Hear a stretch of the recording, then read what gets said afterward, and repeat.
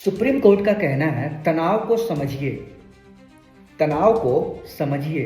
ये supreme court का appeal है जो पश्चिम बंगाल में एसआईआर हो रहा है उसको लेके चुनाव आयोग से अपील किया गया है कि ये जो तनाव है उस तनाव को समझिए।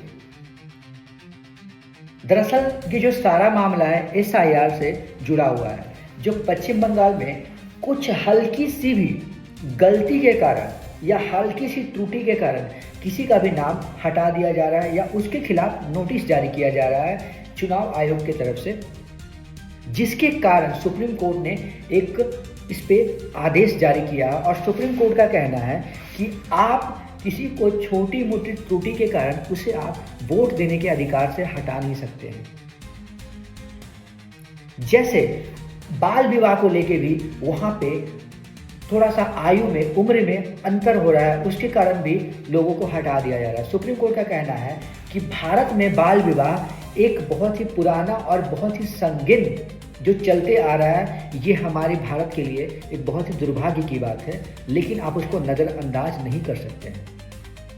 अमर्त्य सेन जैसे लोगों का नोटिस भेजा गया है।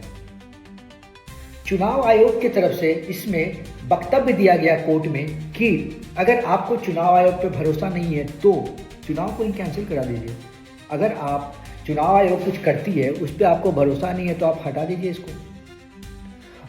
चुनाव आयोग समझ में नहीं आ रहा चुनाव आयोग क्या करना चाह रही है। क्या चुनाव आयोग अपनी मर्जी से कोई भी काम करेगी?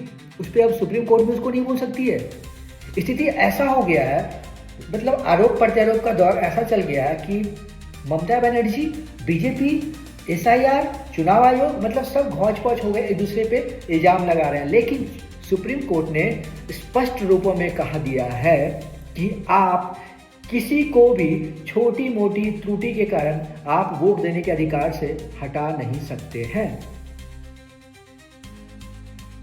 आप उसे मौका दीजिए, पर्याप्त मौका दीजिए। अगर पर्याप्त टाइम के अनुसार अगर वो साक्ष्य प्रस्तुत नहीं करता तब उस पर हम विचार करेंगे और उस पर हम आदेश देंगे। हमारे आदेश का आप इंतज़ार कीजिए।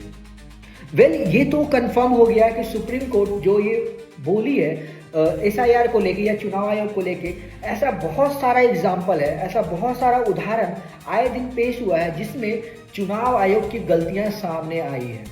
अभी ताज़ा गलती मुंबई नगर निगम के चुनाव में सामने आया है, जिसमें जो इंक से, स्याही से लेके जो बवाल मचा है। चुनाव आयोग हमेशा अपनी गलतियों करने के बाद भी अपनी गलती एक्सेप्ट नहीं कर रही है। क्या चुनाव आयोग अपनी मर्जी से सारा काम कर रही है या सरकार करवा रही है?